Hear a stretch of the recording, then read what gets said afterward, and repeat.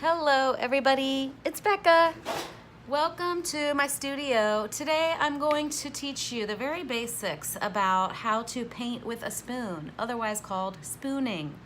We usually use most of the back of the spoon. We use some other parts of the spoon. I'm just going to show you some simple strokes today on paper and on a canvas and how to do the very beginning parts of spooning. This will go along with my first kits that I'm sending out, and it will also help you to get a little bit of a foundation before you do the Spoon a Boat with Becca kit, which will be the first spooning kit I have for sale.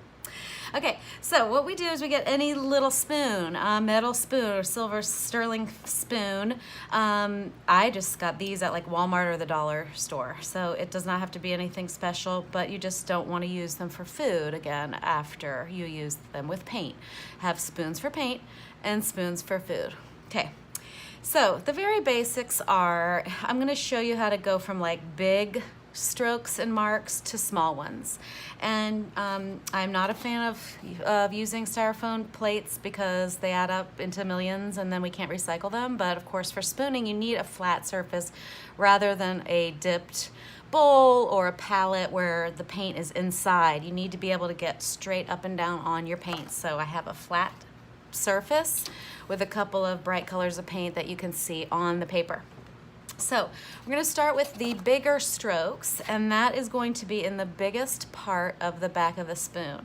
The fattest, widest part, you're going to try to dip that straight up and down into the paint for a big stroke. So I'm going to go straight down right on that spot into the blue, and you see I have it right almost in the middle of the fattest part of the spoon.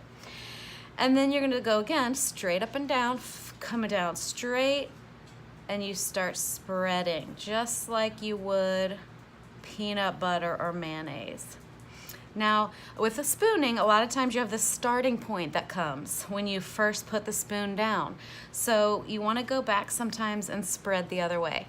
Notice how I did like one spread and then one spread. We don't go he like that back and forth because it smushes all together. So you don't want to do that.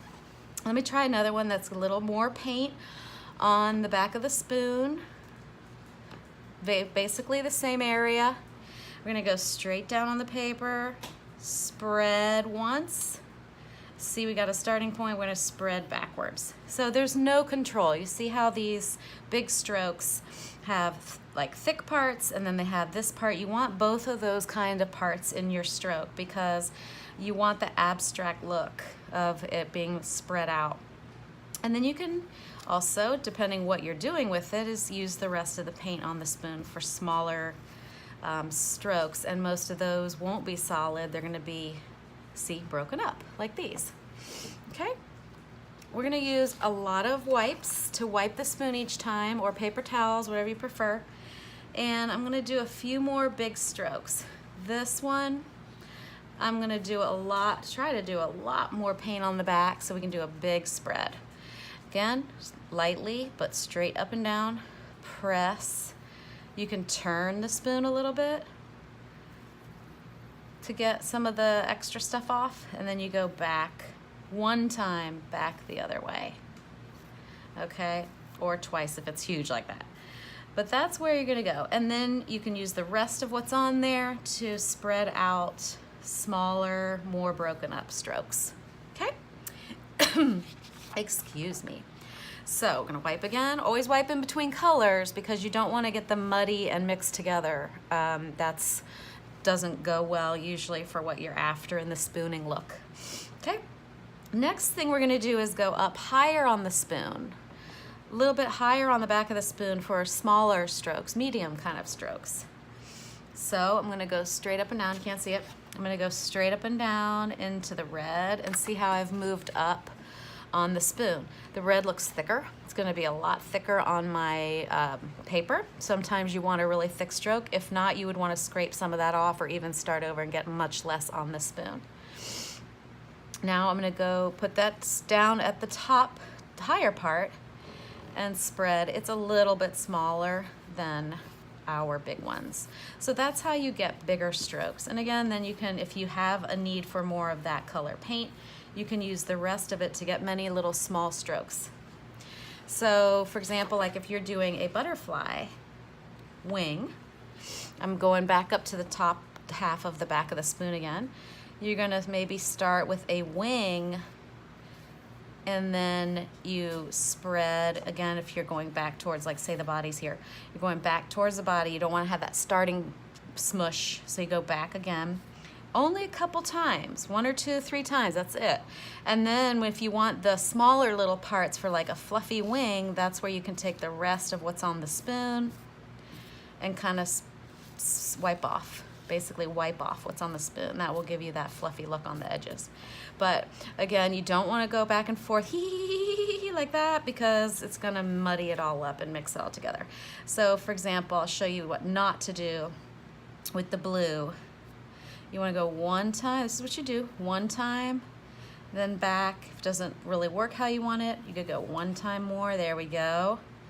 And then that's what you should do. I'm backing up. So that worked out because I literally kind of did what I wanted it to do. But what you don't want to do, if kids want to do it, is rub. Rubby, rubby, rub. Then you're taking off all that pretty stuff, like the fluffy stuff, and you're just smushing it all together. And then they'll go with another color and smush it all together. And that's like not what we're after. Okay, then the next part is gonna be the smallest line, the very smallest line. You're gonna go to the top of the back of the spoon. Okay, and then you're gonna angle it so that you're pressing it onto the paper at that spot, and then you spread and you go back. So smaller are at the top of the spoon. And now just remember, whatever you're doing, you may be doing a smaller butterfly, or you may be doing the water in the ocean, which I will show you in the next video. Then you might want smaller parts going back and forth. I am moving back and forth, but I'm moving the spoon down, not going on top of it. And then wipe. Then you start adding. When you add, look how that mixes together very quickly. So when you add, wipe again. Only go over once or twice, or you're going to start blending those two colors together into a new color. So only wipe where there's white, or if you're going to go over a color, let's see if red will show over the blue.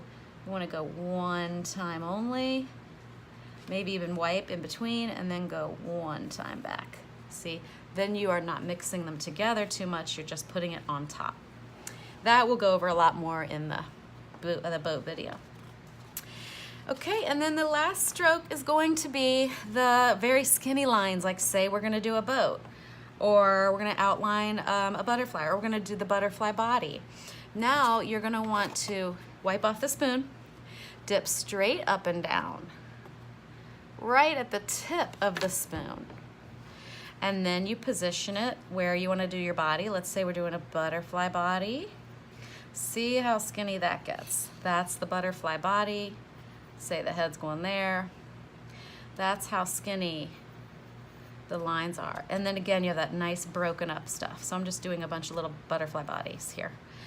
Sometimes you have to get more because you don't have a lot on the top of the brush. I mean the spoon. And then of course, here's where you start. If you want to spread that more out, you just go one time up that thicker part. So that's the smaller. If you're going to do a boat,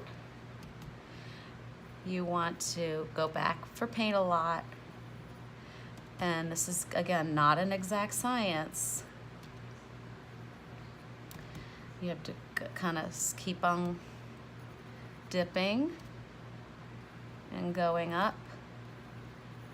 And you're not going to have an exact look, but you don't want an exact look because you want it to be abstract with this spready style.